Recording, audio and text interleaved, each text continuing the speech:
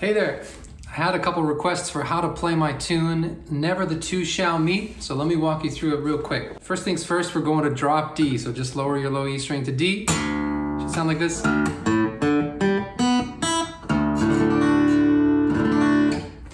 This song's only got two sections, so the first section I'll talk you through here is the verse. First shape here is on the A string number 8 and the D string number 10.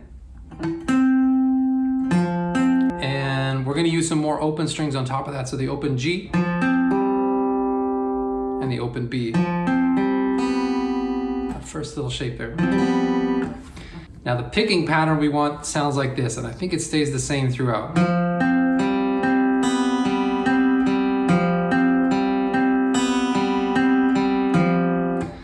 Let's see what I'm doing there. Down, down, up, down, up, up. I think it's those two upstrokes in a row.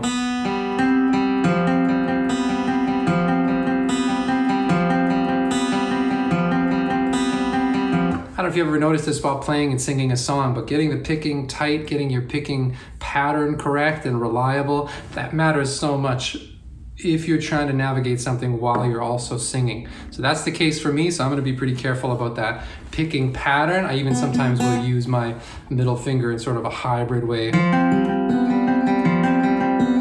Often just picking the B string with my middle finger instead of the pick.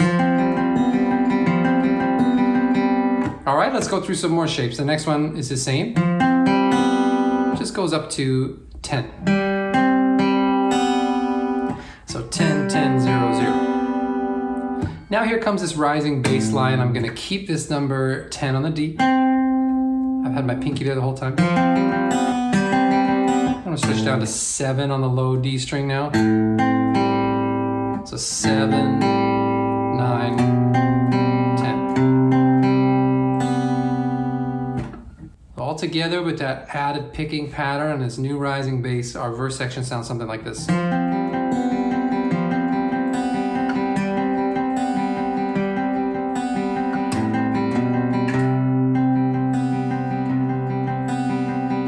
Quicker.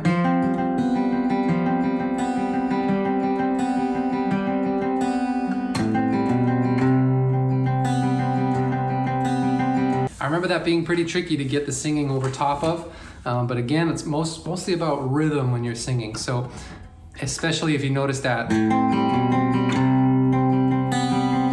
really being discerning about when I'm gonna start picking again, after that bass line. Here. And that seemed to be logical for me while I was singing it. All right, so here's the beginning of our chorus. We're moving into an open position now, so I'm gonna use the open A string, number 3 on the D, 0 on the G, 1 on the B.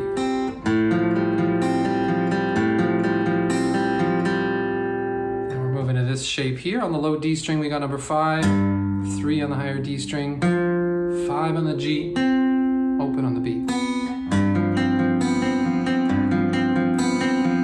Just to help myself transition the last 16th note here, I'm going to use the open G string just to free up those fingers while I make this move. Now this next bit I'm going to use low D, number 3 on the D, and open G. I'm going to walk up the bass on number 2 and then number 3 like this.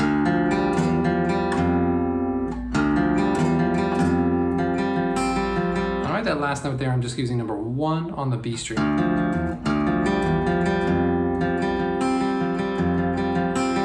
Last little lock here, we're going to use number 2 on the A. So 2, 0, 0. Slide that up to 3. And our last low bass note is number 0 on the low D. Open D.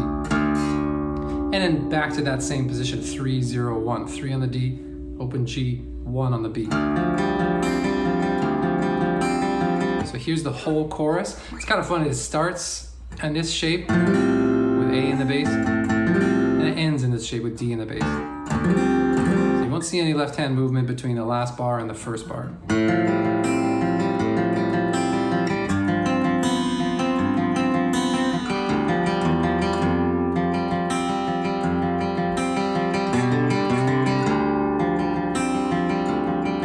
And I wanna get high, you wanna get down. I take the sky and you take the ground. Never the two shall meet. Oh,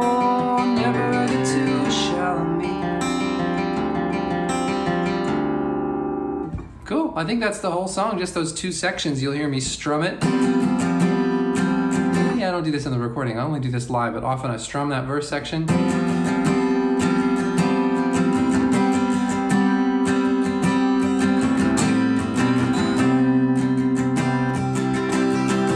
And you'll definitely hear that strumming part in the chorus section.